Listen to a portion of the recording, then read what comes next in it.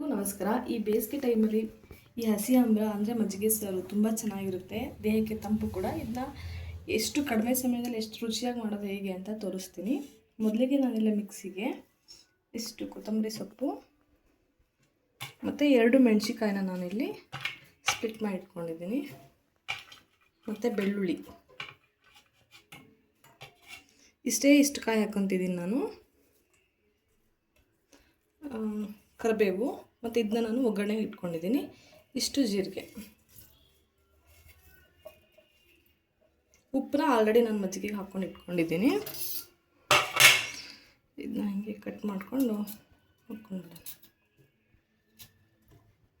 ಇವಾಗ ಇದನ್ನ ಮಿಕ್ಸಿ ಮಾಡ್ಕೊಳ್ಳೋಣ.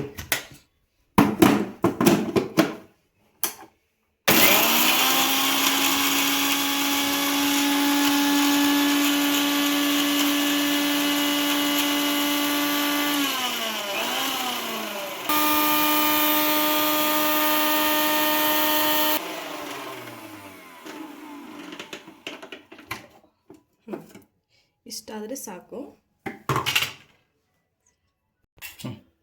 ಇವಾಗ ಈ ಮಿಕ್ಸಿಗೆ ಹಾಕೊಂಡಿರೋದನ್ನೆಲ್ಲ ಈ ಮಜ್ಜಿಗೆ ಮಿಕ್ಸ್ ಮಾಡ್ಕೊತಾ ಇದ್ದೀನಿ. ಉಪ್ಪನ್ನ ನಿಮ್ಗೆ ಎಷ್ಟು ಬೇಕೋ ಅಷ್ಟು ಸೇರಿಸ್ಕೊಳ್ಳಿ. ನಾನು ಆಲ್ರೆಡಿ ಇಲ್ಲಿ ಮಜ್ಜಿಗೆಗೆ ಸೇರಿಸ್ಕೊಂಡು ಇಟ್ಕೊಂಡಿದ್ದೀನಿ.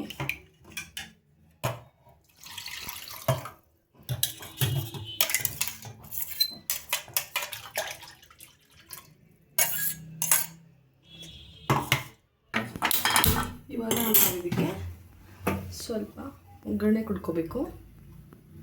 ಚೂರ ಆಯಿಲ್ ಹಾಕ್ತಿದೆ. ಇದು ನೋಡೋಕ್ಕೆ ತುಂಬ ಸಿಂಪಲ್ ಅನ್ನಿಸ್ಬೋದು, ಬಟ್ ಟೇಸ್ಟ್ ಮಾತ್ರ ತುಂಬ ಚೆನ್ನಾಗಿರುತ್ತೆ. ಇದಕ್ಕೆ ಸ್ವಲ್ಪ ಸಾಸಿವೆ, ಕರಿಬೇವು ಹಾಕಿ ಆಫ್ ಮಾಡ್ಕೋಬೇಕು.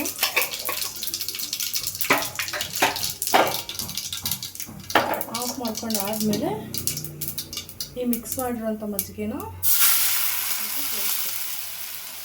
ಇದಕ್ಕೆ ಕುದಿಸೋ ಅವಶ್ಯಕತೆ ಏನಿರಲ್ಲ, ಜಸ್ಟ್ ಒಗ್ಗರಣೆಗೆ ಮಾತ್ರ ನಮಗೆ ಗ್ಯಾಸ್ ಅಷ್ಟೇ ಬೇಕಾಗಿರೋದು. ಈಗ ನೋಡಿ ಈ ಥರ ಆಗಿದೆ. ಏನು ಕುದಿಯೋ ಅವಶ್ಯಕತೆನೇ ಇಲ್ಲ.